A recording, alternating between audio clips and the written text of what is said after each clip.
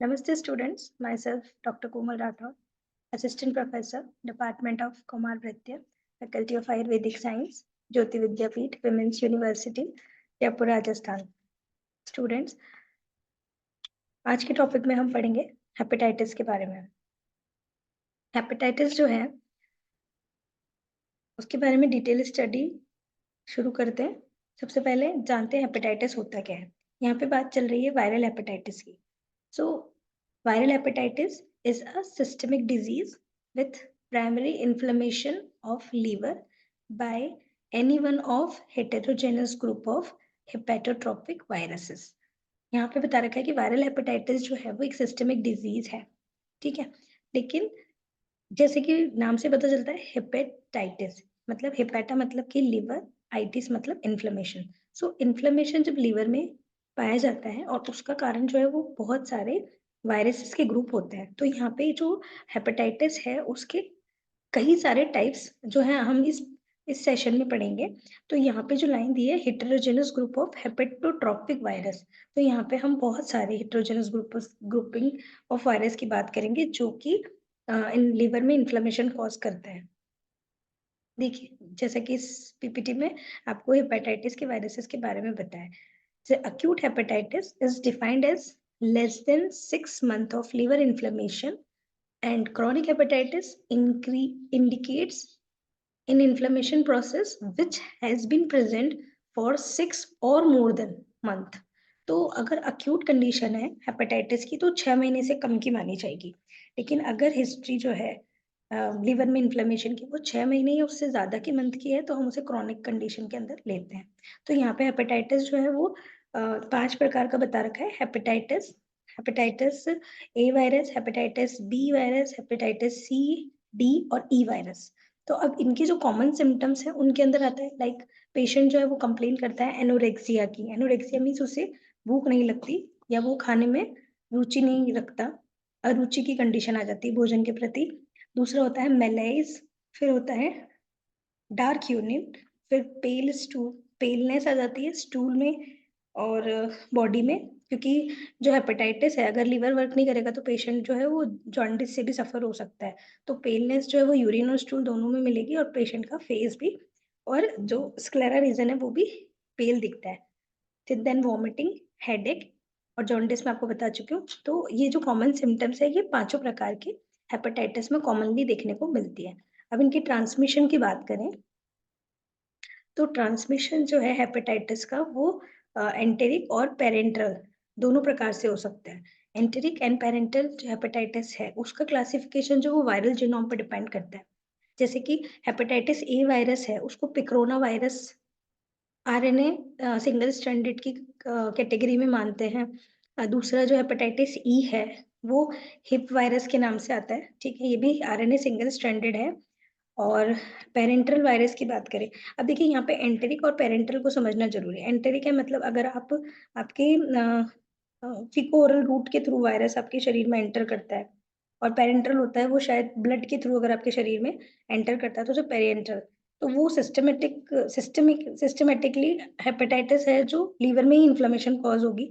तो यहाँ पे बस ये है कि वायरस की अलग अलग कैटेगरीज है और ये बता रखा है कि हेपेटाइटिस ए और हेपेटाइटिस ई ये जो है ये एंटेरिक ट्रांसमिशन के थ्रू बॉडी में एंटर करते हैं, और हेपेटाइटिस बी, हेपेटाइटिस सी और हेपेटाइटिस जो डी है वो पेरेंटल रूट के थ्रू शरीर में एंटर करेंगे।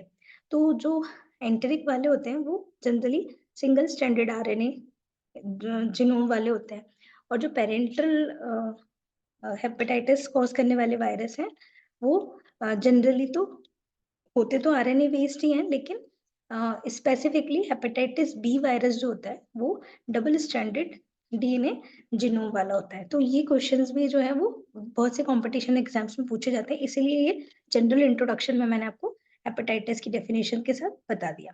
तो इस चीज को आप ध्यान में रखें। इस पीपीटी इस स्लाइड से जनरली बहुत सारे क्वेश्चन आपको एग्जाम में देखने को मिलेंगे, तो इट इज इम्पोर्टेंट। अब इसके इंक्यूबेशन की जनरली बात करें तो जो हेपेटाइटिस की 5 सीरीज है, hepatitis A, B, C, D और ई, यहाँ पे सबसे पहले हेपेटाइटिस ए का इंक्यूबेशन जो होता है वो 5 से 45 दिन का माना गया है।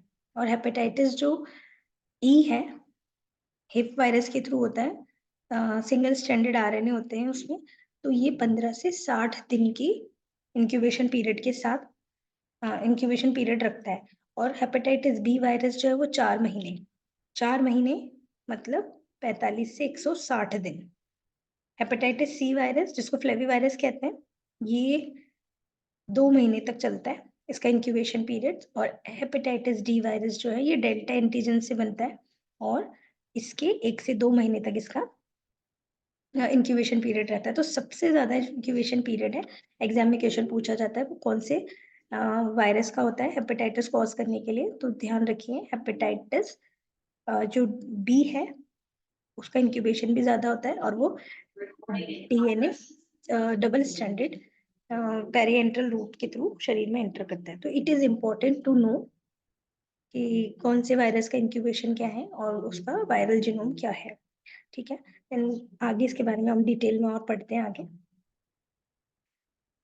ठीक है, अब जैसा कि मैं आपको शॉर्ट में एक बार बता ही चुकी हूँ कौन सा आरएनए कौन सा डीएनए कहाँ क्या कॉज करता है, तो अब आप एक चीज ये ध्यान रखिए इसकी इटियोलॉजी का है। So there is a 5 primary hepatotropic virus which differ in their virologic characteristic, transmission severity, likelihood to persist, and subsequent risk of hepatocellular carcinoma। जैसा कि मैं आपको बता चुकी हूँ कि जो हेपेटाइटिस की इटियोलॉजी है वो 5 प्रकार के वायरसेस से बनती है और इनके वायरस के कैरेक्टरिस्टिक्स अलग हैं, ट्रांसमिशन सीवियरिटी और इनका हेपेटिक सेल यानी हेपेटोसाइट्स के अंदर जो कार्सिनोमा करने का जो रिस्क है वो भी अलग अलग है। तो यहाँ पे HAV और हेपेटाइटिस ई वायरस ये ट्रांसमिटेड होते हैं फीको ओरल रूट से, ये मैं बता चुकी हूँ। हेपेटाइटिस बी सी और डी जो है ये पेरिएंट्रल रूट के थ्रू होता है, जो कि आईवी ड्रग अगर कोई यूज करता है, मतलब अगर कोई ड्रग्स लेता है ब्लड के थ्रू तो भी हेपेटाइटिस हो सकता है, सेक्सुअल कांटेक्ट से और पेरीनेटल मोड से, लाइक मदर से बच्चे में भी इस प्रकार का ट्रांसमिशन जनरली देखा गया है। ठीक है, तो हेपेटाइटिस बी सी और डी जो है उनका इस प्रकार से ट्रांसमिशन होता है। इसके बाद बात करें hepatitis D is also known as delta agent. It is defective virus that required hepatitis B for spread and cause either co-infection with hepatitis B and super-infection in chronic hepatitis antigen carrier. It is important for hepatitis B. So hepatitis B, C or D infection can result in chronic hepatitis or a chronic carrier state which facilitates to spread. So it is important to know कि कौन कौन सी जो hepatitis की series है या कौन कौन से हेपेटाइटिस के जो टाइप हैं BCD जो है ये इन्फेक्शन करने के साथ साथ कैरियर स्टेट में भी लंबे समय तक एक बॉडी से दूसरी बॉडी में डिजीज को ट्रांसमिट कर सकते हैं।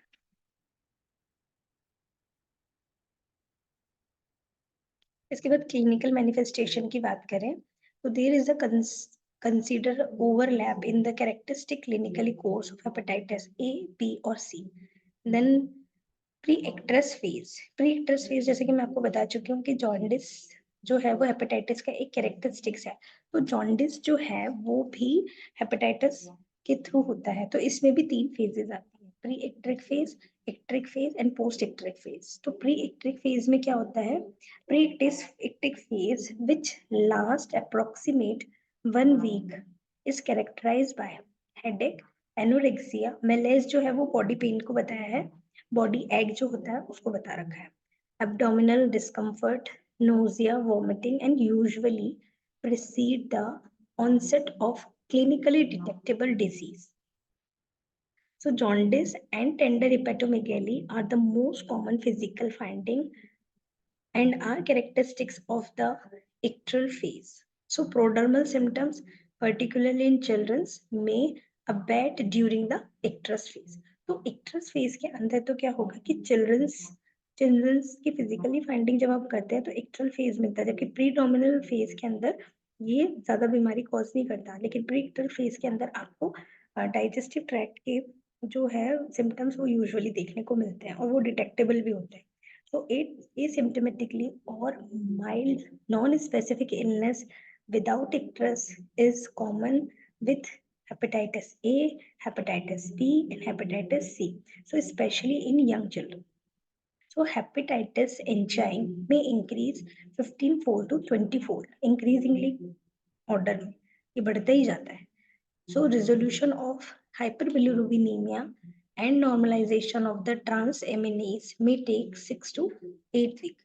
यहाँ पे हाइपरबिलिरुबिनीमिया जो है वो कॉज होगा ही होगा क्योंकि पेशेंट की हेपेटाइटिस यानी जो हेपेटिक सेल्स हैं वो क्या करेंगी, जो इंक्रीज बिलिरुबिन है उसको या तो कॉन्जुगेशन फॉर्म में नहीं बदलेगी, और कॉन्जुगेशन फॉर्म में नहीं बदलेगी तो वो अनकॉन्जुगेटेड जो बिलिरुबिन है वो शरीर में जॉन्डिस कॉज करेगा. और ये जो है इसको नॉर्मलाइज होने में या फिर यूँ कह दीजिए कि 6 से 8 वीक लगते हैं. तो ये इसका एक इंक्यूबेशन टाइम देखा गया है. तो अलग-अलग जो वायरसेस हैं हेपेटाइटिस के, जो हेपेटाइटिस के टाइप्स बनाते हैं, उनका इंक्यूबेशन पीरियड भी इसी के आधार पर डिसाइड किया गया है. अब लेबोरेटरिकल और इमेजिनिंग स्टडीज की बात करते हैं. तो यहाँ पे बता रखा है ALT alanine aminotransferase and AST aspartate aminotransferase level जो है वो बढ़ जाता है और जनरली रिफ्लेक्ट होता है पेरेन्काइमल इन्फ्लेमेशन के लिए. और एल्केलाइन फोस्फेट जो कि 5 nucleotidase and total and direct conjugated bilirubin level जो है वो इंडिकेट करता है cholestasis which result from hepatocellular and bile duct damage. And the prothrombin time is a good pre-indicator of severe hepatocellular injury and progress to fluctuant hepatofailures. Now, अब detail के अंदर हम hepatitis A, B, C और इनके बारे में इनको detail में पढ़ेंगे. हेपेटाइटिस A क्या होता है? The diagnosis of viral hepatitis is confirmed by characteristic serological testing, the presence of IgM specific antibody to have IgV with low and absent of IgG antibody to HAV is presumptive evidence of HIV-A. There is a no chronic career state of HIV. मैं आपको बता चुकी हूँ hepatitis A और hepatitis जो ई है उनका chronic career state नहीं पाया जाता, जबकि बाकी सभी हेपेटाइटिस के क्रोनिक करियर स्टेट मिलता है. ये बात करें हेपेटाइटिस सी की, तो इसे seroconversion after hepatitis C infection may occur 6 months after infection. So positive result of HCV ELISA should be confirmed with the more specific recombinant immunoblot assay, which detect antibody to multiply ACV antigen. So detection of ACV RNA by PCR is sensitive marker for active infection, and result of this test may be positive after 3 days. Now B, the presence of HBs antigen specific acute and chronic infection by hepatitis B infection. So antigenemia appears early in the illness, is usually persistent, but also is diagnostic of the carrier state. So hepatitis B antigen appears in the serum, acute hepatitis B. So what is the treatment? So the treatment of acute hepatitis is largely supportive and involve rest, hydration, and adequate dietary intake. Hospitalization is indicated for person with severe vomiting and dehydration, a prolonged prothrombin time or sign of hepatic encephalopathy. When diagnosis of viral hepatitis is established, attention should be directly toward preventing its spread to close contact. So HIV-A hygiene measures including hand wash, carefully dispose the excreta, contaminated diapers or clothing, needle and other blood contaminated item. So we prevent complications. So it's a major topic of hepatitis. So I think it's enough to discuss about that. If you have any query, you can ask me and I will talk to you detail more about it. So that's all for this session. Hope you like that. If you have any query about hepatitis, types and its viral genome, you can ask me in below comment section. I will try to resolve your problem. So thank you so much.